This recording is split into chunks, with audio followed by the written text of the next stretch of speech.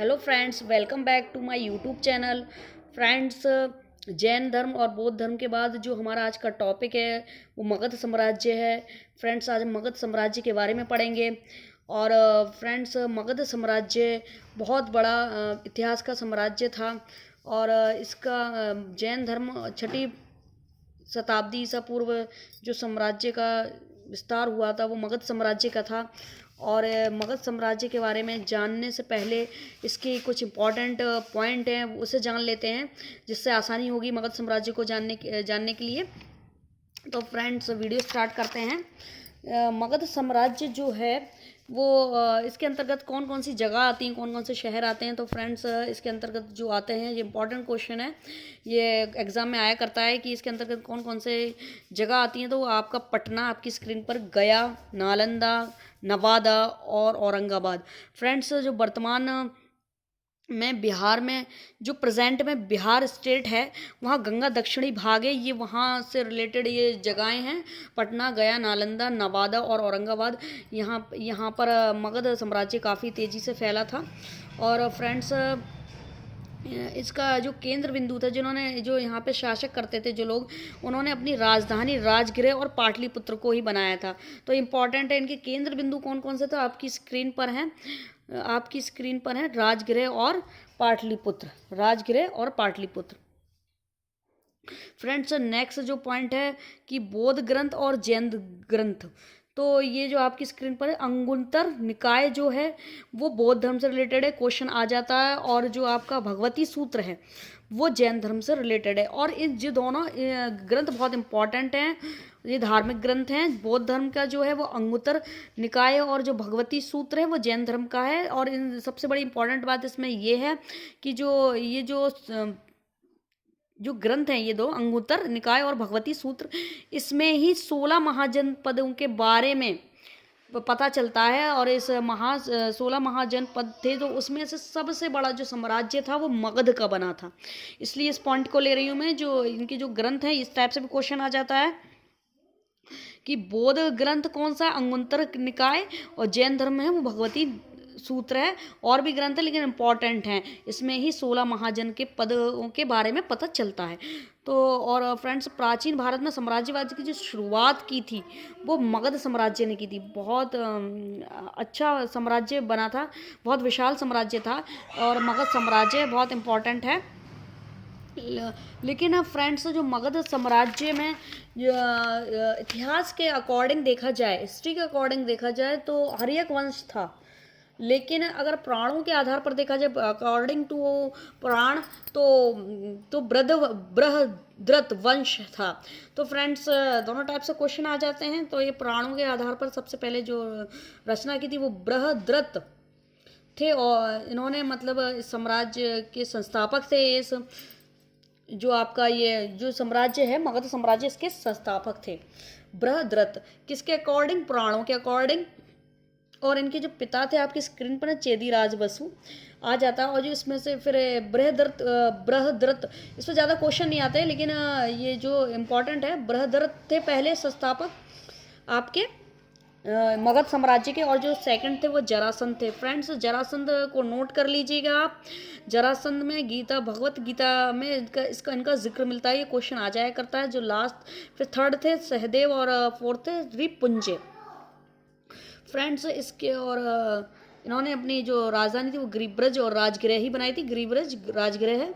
और फिर रिपुंजय जो लास्ट थे इनके, जो आपके बृहद्रथ वंश था उसके लास्ट जो शासक थे वो रिपुंजय थे। और रिपुंजय जो थे ना, उनकी हत्या कर दी गई थी। उनकी हत्या किसके द्वारा की गई थी पूछा जा सकता है। जो आखिरी जो शासक थे बृहद्रथ वंश के, उनकी हत्या कैसे हुई, कैसे अंत हुआ। तो उनकी हत्या की गई थी। और किसके द्वारा की गई थी आपकी स्क्रीन पर है, पुलक के द्वारा। और पुलक कौन थे? पुलक जो थे बिम्बसार के पिता थे, यानी पुलक के पुत्र का नाम बिम्बसार था। क्या था फ्रेंड्स? बिम्बसार। और बिम्बसार बहुत इंपॉर्टेंट है। और हिस्ट्री के अकॉर्डिंग देखा जाए तो आपको अक्सर बृहद्रथ वंश के बारे में नहीं बताते हैं, डायरेक्ट आपको हर्यक वंश के बारे में बताते हैं। उसके संस्थापक को बिम्बसार, इस तरीके से बिम्बसार ने साम्राज्य का विस्तार किया और वो उसने गद्दी पर आया। फ्रेंड्स तो और मैं बता दूं जो मगध साम्राज्य था, तो सबसे पहले बृहद्रथ वंश था, उसके बाद इसमें हर्यंक वंश था जिसके संस्थापक बिम्बसार हैं।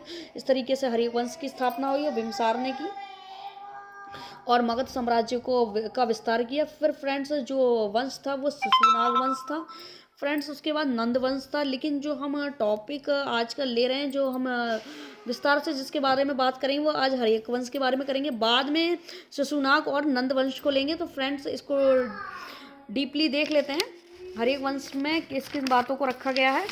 तो फ्रेंड्स मगध साम्राज्य में मैंने बताया था अकॉर्डिंग टू हिस्ट्री में सबसे पहले अगर कोई पूछता है कि संस्थापक कौन था मगध साम्राज्य का, तो हर्यक वंश था और हर्यक वंश में बिम्बसार था। लेकिन अकॉर्डिंग टू प्राण बृहद्रथ वंश ने स्थापना की जिसमें बृहद्रथ का संस्थापक था। तो हम बिम्बसार के बारे में पहले जान लेते हैं। हर्यक वंश की टाइमिंग क्या थी, तो आपकी स्क्रीन पर है 544 से 412 ईसा पूर्व BC, यानी 544 से 412 ईसा पूर्व तक का ये साम्राज्य रहा हर्यक वंश में। मगध साम्राज्य में ये वंश रहा हर्यक वंश। और हर्यक वंश के अंतर्गत कौन कौन लोग आते हैं, सबसे पहले आपके बिम्बसार, फिर बिम्बसार के बाद आपका जो सेकंड है अजातशत्रु, इनके ही पुत्र थे। फिर अजातशत्रु के बाद जो थे वो उदयन थे, बहुत इंपॉर्टेंट हैं। तो फ्रेंड्स इनके बारे में जान लेते हैं, इनकी डिटेल जान लेते हैं। फ्रेंड्स एग्जाम में क्वेश्चन आता है कि बिम्बसार का शासन कब तक रहा, तो आपकी स्क्रीन पर 544 BC से 492 BC, तो इनका राज्यकाल इतना रहा। और इन्होंने जो राजधानी, ये लोग अपनी कैपिटल बनाते थे अपने टाइम में, तो ग्रीव्रज थी, राजगीर थी। और ये मैंने आपको पहले भी बताया है कि इनकी दो ही थी इस साम्राज्य मगध साम्राज्य में, राजगीर और पाटलिपुत्र ही बनाया था उन्होंने। तो इनकी ग्रीव्रज जिसे राजगीर कहा गया, और इनका उपनाम हुआ करता था, इनका उपनाम था श्रेणिक। फ्रेंड क्या था, श्रेणिक इनका उपनाम था। और इनके विवाह ऐसा माना जाता है, इनका जो विवाह था वो ऐसा कहा जाता है कुछ इतिहासकारों के द्वारा कि इन्होंने 500 से भी अधिक विवाह किए थे। लेकिन इम्पॉर्टेंट जो 3 विवाह हैं वो ज़्यादा एग्जाम में पूछे जाते हैं और उसके बारे में ही जिक्र ज़्यादा मिलता है हिस्ट्री में। तो फ्रेंड्स तो इनके विवाह के बारे में जान लें। और उससे पहले एक चीज़ और बता दें, इसने अपने साम्राज्य का जो विस्तार किया था बिम्बसार ने, उसकी त्रियक नीति बोली गई थी, उसे त्रियक नीति बोली गई थी। उस त्रियक नीति में मतलब जो नीति थी, 3 नीति अपनाई थी, जैसे त्रियक नीति बोली थी। इस त्रियक नीति के अंतर्गत कौन कौन सी चीज़ इसने रखी थी, फर्स्ट आपका विवाह, सेकंड युद्ध, और थर्ड मैत्री संबंध, मतलब फ्रेंडशिप कर रखी थी उसने, इस तरह से जीता था। तो विवाह के अंतर्गत ये अकबर ने भी चलाई थी, आगे हम पढ़ेंगे अकबर के बारे में। फ्रेंड्स जो विवाह, इसने सबसे पहले जो विवाह किया था प्रसेनजीत की बहन थी। तो इसका आपकी स्क्रिप्ट पर प्रसेनजीत की बहन कौशल देवी, प्रसेनजीत की जो बहन थी कौशल देवी, इनसे विवाह किया था। और ये जो थे ना, ये काशी राज्य में इनके पिता राजा थे और इनकी बहन से इन्होंने कौशल देवी से विवाह किया था। इसके कारण क्या हुआ, फलस्वरूप इसका जो रिजल्ट निकला वो ये था, जो काशी का जो क्षेत्र था वो दहेज के रूप में इनको दे दिया गया, जिसके कारण इनकी 1 लाख वार्षिक आया करती थी, मतलब वर्ष में 1 लाख रुपए इन्हें वहाँ से मिला करता था, जिससे साम्राज्य का विस्तार हुआ। जो दूसरी जो इन्होंने विवाह किया था वो लिच्छवी कुल के लिच्छवी कुल के प्रमुख चेटक की पुत्री थी। ये लिच्छवी कुल था जहाँ के जो प्रमुख चेटक थे उनकी पुत्री थी, जिनका नाम चेलेना था। फ्रेंड्स क्या था, चेलेना। और फ्रेंड्स चेलेना से ही इनका जो पुत्र हुआ था अजातशत्रु, ना तो वो आपका कौशल देवी से हुआ था जिनका पुत्र, और ना ही एक और रानी, वो भी इंपॉर्टेंट, सोमभद्रा। ये पंजाब, पहले मद्र कहा जाता था पंजाब को, प्राचीन भारत में पंजाब को मद्र कहा जाता था। देश की राजकुमारी थी ये, पंजाब की राजकुमारी थी। देश यहाँ पे दे रखा था पहले, से माना जाता है, लेकिन अब स्टेट है ये इंडिया का पंजाब। तो उसकी राजकुमारी थी सोमभद्रा। और फ्रेंड तो इनसे भी काफ़ी कुछ सहायता मिलती है, पंजाब का पूरा सहयोग था इनके साथ। इस तरीके से उसने अपने साम्राज्य की स्थापना की और साम्राज्य को विशाल बनाया और विस्तार किया। फ्रेंड्स इसके बाद इन्होंने क्या युद्ध से भी अब जीता। अवंती के राजा थे पुरोहित, इसने इससे लड़ा, युद्ध किया और युद्ध से उसने अवंती को जीता, अवंती क्षेत्र को जीता। फिर उसके बाद जो बिम्बिसार था उसने गौतम बुद्ध की को अपनाया, मतलब बौद्ध धर्म को अपनाया, गौतम बुद्ध की बातों को अपने जीवन में उपयोग किया उसका, और मैत्रीपूर्ण संबंध बनाए जिससे काफ़ी बौद्ध धर्म का ऐसे सहायता मिली मैत्रीपूर्ण संबंध से। और इसने राजगृह नामक नगर की स्थापना की जिसे इसने अपनी राजधानी भी बनाया।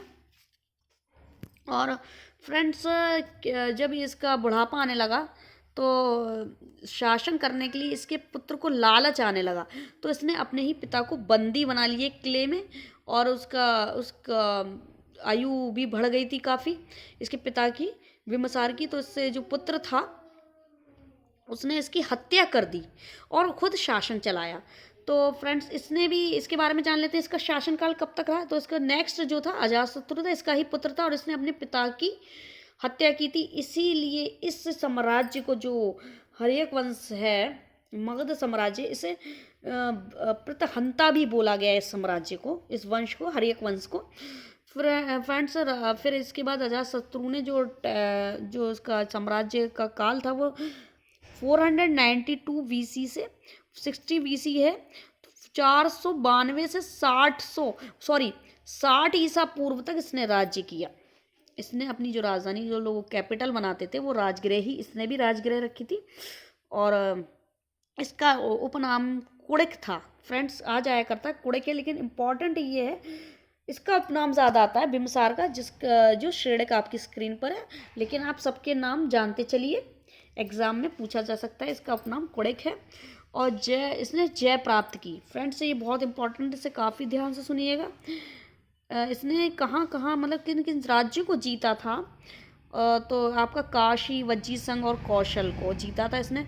फ्रेंड्स आप कंफ्यूज ना हो, इसके पिता को, इस आपकी स्क्रीन पर इसके पिता को काशी क्षेत्र दहेज में मिला था, जिससे 1 लाख वार्षिक आय उत्पन्न होती थी। लेकिन यहाँ पे इम्पॉर्टेंट बात ये है, इसने जब अपने पिता की हत्या कर दी तो इन्होंने काशी क्षेत्र को ले लिया था, क्योंकि जो अजातशत्रु था वो चेलेना का पुत्र था। फ्रेंड्स चेलेना का पुत्र था, ना कि कौशल देवी का। इसलिए उसके गुस्सा होके उन्होंने उनके पिता की हत्या करने के बाद इसको जीता, मतलब कि काशी क्षेत्र ले लिया था। लेकिन इसने युद्ध से काशी, वज्जी संघ और कौशल को जीता था। ये क्वेश्चन आ सकता है कि इसने किस किस को जीता, तो काशी, वज्जी संघ और कौशल को जीता था। नेक्स्ट फ्रेंड्स आगे चलते हैं। प्रथम साम्राज्यवादी शासक जिसे माना जाता था ना फ्रेंड्स, वो आपका अजातशत्रु है। क्वेश्चन आ जाता था प्रथम साम्राज्यवादी शासक कौन है, इस टाइप से क्वेश्चन आ जाता है। ये पहला किसे माना जाता है, तो अजातशत्रु है। बहुत इंपॉर्टेंट क्वेश्चन है, अक्सर एग्जाम में आया करता है। फ्रेंड्स इसके बाद चलते हैं कि 483 BC में 483 ईसा पूर्व गौतम बुद्ध को महापरिनिर्वाण प्राप्त हुआ था। फ्रेंड्स जब मैंने महात्मा बुद्ध की वीडियो बनाई थी तो मैंने आपको ये बताया था कि इनकी मृत्यु को महापरिनिर्वाण कहा जाता है, और इनकी मृत्यु कब हुई थी, 483 BC में 483 ईसा पूर्व में। बहुत इंपॉर्टेंट है, और ये इसमें बीच में क्यों आता है हम आगे आप बता रहे हैं, ये पॉइंट क्यों आया है। फ्रेंड्स जो ये आपका इनको महापरिनिर्वाण प्राप्त हुआ, और इसी वर्ष, इस तरह से आप याद रखिएगा, बहुत इंपॉर्टेंट है, 483। और इसी वर्ष क्या हुआ था, प्रथम बौद्ध संगति का आयोजन राजगृह में हुआ था। और किसके शासनकाल में हुआ था, ये क्वेश्चन इसलिए आ रहा है, ये बहुत इंपॉर्टेंट है, वेरी इंपॉर्टेंट। ये अजातशत्रु के ही शासनकाल में प्रथम बौद्ध संगति हुई थी, और इसने भी बौद्ध धर्म को ग्रहण किया था। फ्रेंड्स इस बात पर ध्यान दीजिएगा कि जो प्रथम बौद्ध संगति हुई थी वो अजातशत्रु के शासनकाल में हुई थी, और इनकी मृत्यु के काल में हुई थी 483 ईसा पूर्व। और जब बौद्ध संगति की बात आती है तो मैं एक बार फिर से रिपीट कर देती हूँ कि बौद्ध संगति हुई है वो 4 हुई है। पहली राजगृह में, दूसरी वैशाली में, तीसरी पाटलिपुत्र में, और जो चौथी हुई वो कुंडलवन में हुई है, जो आज प्रेजेंट में कश्मीर में, बाकी सब बिहार में। तो फ्रेंड्स जो पहली राजगिरह हुई थी जो आपकी स्क्रीन पर है, इसका टॉपिक है अजातशत्रु के टाइम में। दूसरी हुई थी जो वैशाली में जो कालाशोक के टाइम में, और पाटलिपुत्र में अशोक के टाइम में, और कुंडलवन कनिष्क के टाइम में, वो इनके काल में पढ़ेंगे। लेकिन ये मैंने दोबारा से रिपीट की कि आपको बोध संगति भी दोबारा से रिपीट हो जाए, और इसलिए अजातशत्रु के टाइम में पहली बोध संगति हुई थी। ये क्वेश्चन वेरी इंपॉर्टेंट आता है, जब उस साल में हुई थी जब इनका महापरिनिर्वाण हुआ था बौद्ध धर्म का, वो महात्मा बुद्ध का मृत्यु हुई थी, जिसे महापरिनिर्वाण कहा गया। फ्रेंड्स आगे चलते हैं। जो इसकी जो इसी उससे जैसे जिस तरीके से इसने अपने पिता की हत्या की थी, उसी तरीके से इसका भी पुत्र था उदायन था। इसने भी जब ये अपनी एज क्रॉस हो गई थी काफ़ी, जब ये भी बूढ़ा होने लगा था, इसकी इसे भी बंदी बना कर इसकी हत्या कर दी गई। इसीलिए इस वंश को, हर्यक वंश को बौद्ध धर्म के ग्रंथों में प्रतहंता कहा गया है। और फ्रेंड्स इसके बाद ही इसका शासनकाल खत्म होता है।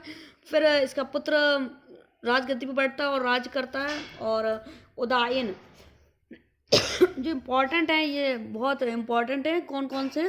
बिंबिसार, अजातशत्रु, उदायन के टाइम में काफ़ी अच्छा चला। इनका उपनाम उदयभद्र था। इनका उपनाम क्या था? उदयभद्र, आपकी स्क्रीन पर। और पाटलिपुत्र नामक नगर की इन्होंने स्थापना की थी। अगर ये पूछा जाए पाटलिपुत्र जो जगह है, जो नगर है, वो किसने बसाया था? वो आपका उदायन ने बसाया था। और इसने इसकी फिर बाद में इसकी अपनी राजधानी बनाई थी। बहुत इंपॉर्टेंट है। पाटलिपुत्र जो जगह है वो किसने बसाई, वो नगर किसने बसाया था? वो उदायन ने बसाया था। फ्रेंड्स फिर उसके बाद और शासकों ने शासन किए, लेकिन वो इतने इम्पोर्टेंट नहीं। लेकिन आप जान लें, जो 4th नंबर पे थे वो अनुरुद्ध थे, पर इन्होंने, उदायन ने जैन धर्म को अपनाया था, इस बात को याद रखें। और जो 5th थे वो मुंड थे। और जो लास्ट थे नागदशक, जिसे दर्शक भी कहा गया है, इनकी भी हत्या कर दी गई थी, वो नागदशक थे। और नागदशक जो फ्रेंड्स जो शासक थे, इनके शासन करने के बाद इस वंश का अंत हो जाता है। फिर क्या? सुशुनाग वंश और नंद वंश चलता है। तो फ्रेंड्स आज की वीडियो में बस इतना ही। हम थोड़ा थोड़ा वीडियो को लेंगे ताकि अच्छे से समझ में आए। फिर हम आगे अगली नेक्स्ट वीडियो में सुशुनाग वंश और नंद वंश को लेंगे। सॉरी फ्रेंड्स, अब आज हमने जो है वो हर्यक वंश के बारे में जाना है। और जो अकॉर्डिंग टू हिस्ट्री लोग जो मगध का साम्राज्य मानते हैं, जो पहला वंश है वो हर्यक वंश को मानते हैं, लेकिन अकॉर्डिंग टू पुराण बृहद्रथ वंश को मानते हैं। तो फ्रेंड्स दोनों तरीके से लोगों के लिए आज हमने 2 वंश के बारे में जाना, बृहद्रथ वंश और आपका हर्यक वंश। आगे नेक्स्ट वीडियो में हम सुशुनाग वंश लेंगे और नंद वंश लेंगे मगध साम्राज्य में। फ्रेंड्स आज की आपको हमारी ये वीडियो अच्छी लगी हो तो इसे प्लीज़ लाइक कीजिएगा, सब्सक्राइब कीजिएगा, और कमेंट्स बॉक्स में ज़रूर बताइएगा आपको ये वीडियो कैसी लगी और आपको क्या समझ में नहीं आ रहा है। प्लीज़ मुझे बताएं ताकि मैं उस चीज़ को दोबारा रिपीट करूं और आपके समझ में आए। Thank you for watching my video.